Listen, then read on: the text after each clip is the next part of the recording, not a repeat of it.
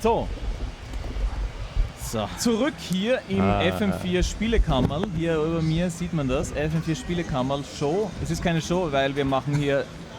Naja, wurscht. Es ist auch eine Show. Aber die Spielekammerl Show ist eigentlich immer am Donnerstag. Aber jetzt sind wir hier bei einem Special Event, nämlich bei der Level Up in Salzburg. Und meine nächsten Gäste haben die richtigen Shirts an für diesen Termin, nämlich es ist 13.45 Uhr. Und das bedeutet, Dire Expedition, ein Spiel hier auf der Indie Games Area, gehostet und nicht geghostet von der FH Salzburg. Hier bei mir sind Christoph und Bernhard. Wer ist wer? Ich bin der Christoph. Du bist der Christoph, du bist der Bernhard. Ja. Und du bist 90%, das heißt, du bist das Mastermind. Genau. Ja, Christoph ist das Mastermind von Dire Expedition und es ist ein Spiel, hier ist es auf Itch auch nochmal. Wollen wir jetzt erst mal den Trailer herzeigen? Danke für den Follow an Peterix. Hallo Peter. Der Peter ist auch da, super. Und bitte, lieber Peter, auch dann später noch zuschauen. Und nicht wieder entfolgen, wir merken das. Nein, wie auch immer du das machen willst. Dire Expedition, beginnen wir doch mal, wo seid ihr her? Wir kommen aus Ried im Ingress, im Innviertel. Und der Peter, der gerade im Twitch-Chat zugestoßen ist, der wohnt gerade in Wien, ist ursprünglich aus Deutschland. Und der ist auch von so einem Ding.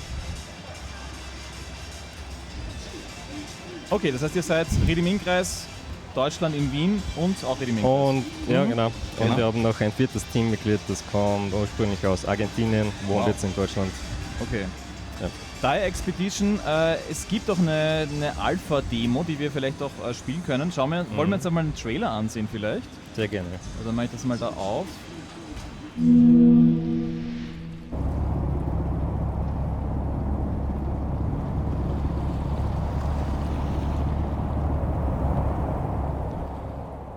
Okay, das Spiel spielt im Jahr 1931 in der Antarktis und es ist so ein bisschen so ein spookiges Exploration-Game. Genau. Something went wrong und jetzt ist man hier gestrandet, oder? Das sind so die Basics. Könnt ihr mal so eine Synopsis geben? Ja, im Prinzip lehnt sich das Ganze sehr stark an die Lovecraft-Story At the Mountains of Madness an,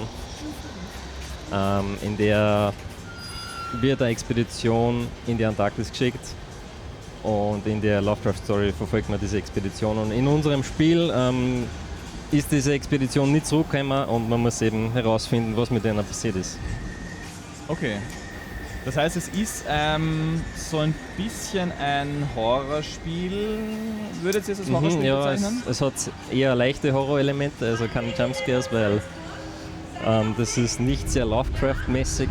Jumpscares gibt es bei Lovecraft eigentlich selten und das wollten wir auch nicht extra einbauen. Ja. Also es ist primär ein Exploration-Spiel. Viele haben es auch schon mit Walking Simulators verglichen, wobei es ein bisschen mehr Interaktionen gibt wie bei typischen Walking Simulators, wenn man es vergleicht mit Dear Esther. Es gibt doch mehr Sachen zu machen, wie man sieht im Trailer. Okay, Dear Esther, ist das etwas, was euch geprägt hat? Ich bin ein großer Fan von Dear Esther, was oft eine sehr kontroverse Meinung ist. Er ist auch ungewöhnlich für einen jungen Indie-Games-Entwickler. Ja. Normalerweise würde man glauben, League und sonst irgendwas, aber finde ich, du bist eher so der kunstbeflissene. Oh ja, also Dear Esther ist eine große Inspiration für mich. Ja. Und auch Call of the Sea, was noch gar nicht so alt ist und sehr ähnlich zu unserem Spiel ist, das ist auch eine sehr große Inspiration für mich. Cool. Ja. Bernhard, bist du quasi, also erst als Mastermind offensichtlich. Ja. Was machst du zum Beispiel? Was ist deine Aufgabe? Also mehr oder weniger, dass es drumherum passt. Also den Trailer habe ich zum Beispiel geschnitten und gemacht und auch das Logo. Und ab und zu auch geholfen beim Sounddesign, obwohl ich glaube, das meiste ist trotzdem jetzt dann von dir dann schlussendlich geblieben. Ja. Aber ja, praktisch an die Skills, die was weniger an Chris halt. Ja, ich bin sehr dankbar für die Arbeit. Ich bin sehr dankbar, wenn du das machst, was ich dir auftrage. Okay. Ja, also gerade bei Sounddesign, da bin ich leider nicht gerade der Beste. Ja. Aber mittlerweile weiß ich, dass die Leute das, was ich eingebaut habe, ins Spiel, das gefällt die Leute eigentlich auch ganz gut. Weil wir bei Dear Esther waren und weil das quasi ein Vorbildspiel für dich ist, da ist ja Sprache und eine bestimmte Poesie ja auch wichtig. Ist das auch, weil in dem Trailer sieht man jetzt, man hört nicht Sprachen, man liest sie nicht. Kommt sie vor? Ja, es Schon. gibt ein Voice-Over auch, Ja. aber die Prosa ist mehr Lovecraft-mäßig natürlich. Also ich schreibe die meisten Texte und die zukünftigen Texte werden von unserem argentinischen Teammitglied gestaltet. Also hallo nochmal an Manuel. Ja. Hallo. Der wird, keine Ahnung, ob er gerade da ist. Egal. Der wird in Zukunft die Story gestalten. Und die Story in diesem ersten Teil habe ich gestaltet und das ist eher Lovecraft-mäßig. Es gibt Teile zum Lesen, es gibt Teile, da gibt es Voice-Over. Ja.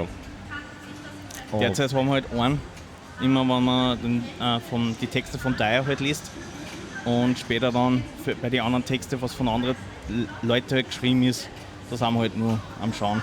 Genau, und kurz nochmal Kontext, der William Dyer ist der fiktive Expeditionsleiter von der Expedition. Danke, das wäre eine meiner nächsten Fragen gewesen. Wer ist? Was ist eigentlich Dyer? Okay. Genau. Im Chat wird gesagt, cooler Trailer. Sauerkraut sagt auch, schaut nice aus. Monkeys with Jobs. Also ihr werdet nur abgefeiert. Ich glaube, es sind nicht nur Leute von euch, sondern auch andere. Die euch Schaut gut so finden. aus, ja. Siangmo fragt, echt nett, Demo gibt's auf Itch? Fragezeichen. Ja, es gibt eine Alpha-Demo. Die werden wir jetzt auch kurz, wollen wir sie anwerfen? Gern. Ja. Dann schalte ich wieder um und dann probieren wir das doch. Welche Stimmung, ich meine, ihr habt jetzt einige Referenzen schon erwähnt, aber welche Stimmung wollt ihr vermitteln bei Dyer Expedition? Grundlegend. Grundlegend so eine gewisse Hoffnungslosigkeit, ehrlich gesagt. Ja. Es ist immerhin ein Lovecraft-Spiel. Ja, eher bedrückend. Ja. Auf jeden Fall viel, was über den Kopf eigentlich gehen sollte. Dass man sagt ja gern bei Lovecraft, das Unerklärliche, unter Anführungszeichen. Ja, das Kernthema bei Lovecraft ist immer dieser Unseen Horror, was leider Ja. bei vielen Lovecraft-Spielen in der letzten Vergangenheit eher in den Hintergrund gerückt Weil wird. sie zu aufdringlich sind. Ja, okay. Das heißt, ihr wollt einen subtilen Horror machen, das, ja, genau. Ja. Michael, ich habe jetzt eine Assoziation und zwar Moondown. Habt ihr das gespielt? Ja, das ist zumindest auf meiner Playlist. Okay. Also das ist auf jeden Fall könnte in diese Richtung gehen, ja. Okay, unbedingt anschauen. Wie super. Moondown.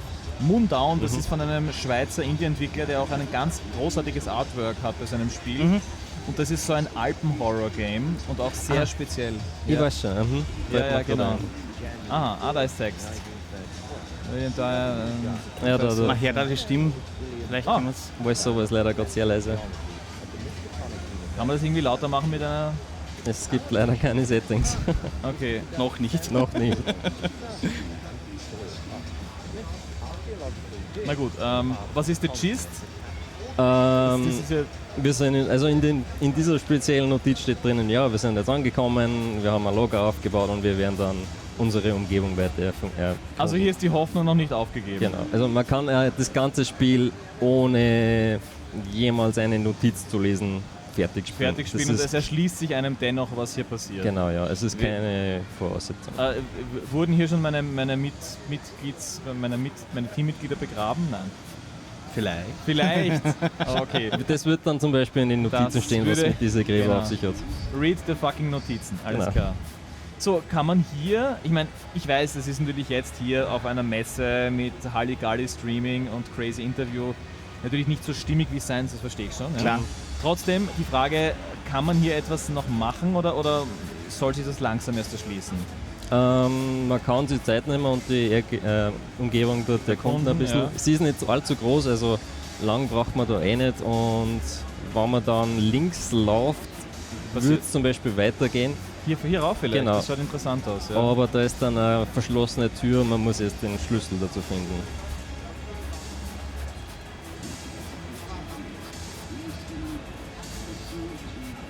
Ah ja, okay. Genau. Also Open Gate, jetzt locked, alles klar. Da Steht- ist so ein Schlitten. Genau, steht dann auch wieder in den Notizen, warum da überhaupt eine Tür ist. Ist ja nicht so üblich auch in der Antarktis.